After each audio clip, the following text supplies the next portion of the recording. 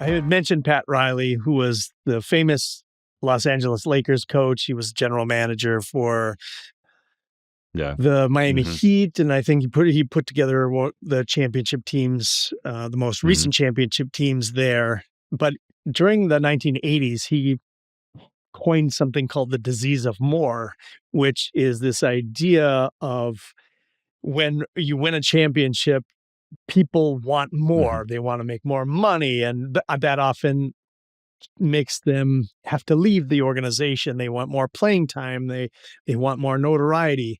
This disease of more. And that happens in our groups. So how do we fight this? How do we combat this? When we have success, it's human psychology to overestimate our individual contribution to that success.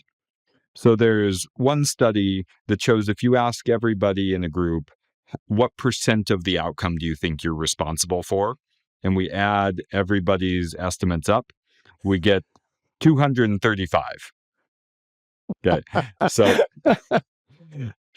we systematically overestimate what we're giving to a group. And that did anybody put over 100% on their own? Yeah, I'll have to go back and ask them. That's a great question. That would be a fun response in that study.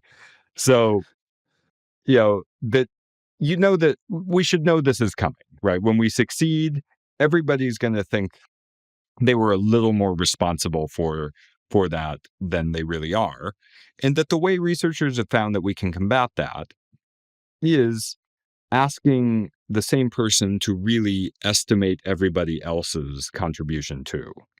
And so if I go through and I say, oh, I think 50% of this outcome was me, but then I have to go one by one, name by name, and say, well, what about everyone else? Then I still overestimate, but not by nearly as much. So I think the best leaders of teams that are trying to maintain success keep pointing out everybody's contribution. They do things to focus everybody's attention, not just on the stars, but on the whole and on the people who are doing the little stuff that helps the team thrive and survive. But the second thing that you can't do in sports, and this is what I think makes it super hard in sports, is the Rolling Stones, when they, felt like they were getting tired of what they were doing, they could go pursue solo projects for a while. They could be members of other groups at the same time. They could pursue other endeavors. And that actually, for healthy humans, that's what we should be doing. That we don't want one group to be our whole lives and our entire identity. And obviously in the structure of professional sports, at least, it seems like that's what's happening to us. But I think if you look underneath the hood of a lot of these really successful teams over time, you do find people who are getting meaning from a lot of different sources, from being a part of the community. I know, when I lived in America, most of the time I was in Seattle or Boston, and that in Seattle, our successful Seattle Seahawks teams that did not maybe sustain the success as long as we would have wanted them to. But, the people who stayed and were happy on that team were really involved in the community, that they were not just working on their football career, but they were working on their degree for their career after football. Tyler Lockett, a great wide receiver on that team, was getting into real estate, and he's got a really successful real estate business in Seattle now. That these teams,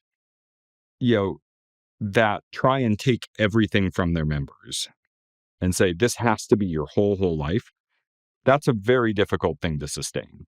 And sometimes in sports, we know people who've managed to sustain that, these single-minded, obsessed stars like Michael Jordan or Kobe Bryant who, that's all they want. And they want everybody to give everything. And you notice that, there is a fair amount of churn around them, usually in those kinds of teams. Because that's just not how most humans are wired. And so I think when we're thinking more about the groups in our own lives, to sustain success, we're trying to have this group be a net positive in your life. And that means we've got to ask questions about what not only what you can do for the group, but what the group can do for you. And that, like, in that 2008 men's Olympic basketball team, which, the redeemed team that was atoning for the sins of the 2004 team, Mike Krzyzewski told them explicitly, one of the things you're going to get out of this team. So, sorry, Mike Krzyzewski was the head coach of the 2008 men's Olympic basketball team. And Coach K said, when you're a member of this team, you're going to get better. We're going to make you a better player by being a part of this group. Whether you start, whether you don't start, but by showing up here to practice, to showing up to camp, you'll become a better basketball player. And to say there's a value proposition from being a part of this group that's not just what can you do for us, but also what can we do for you.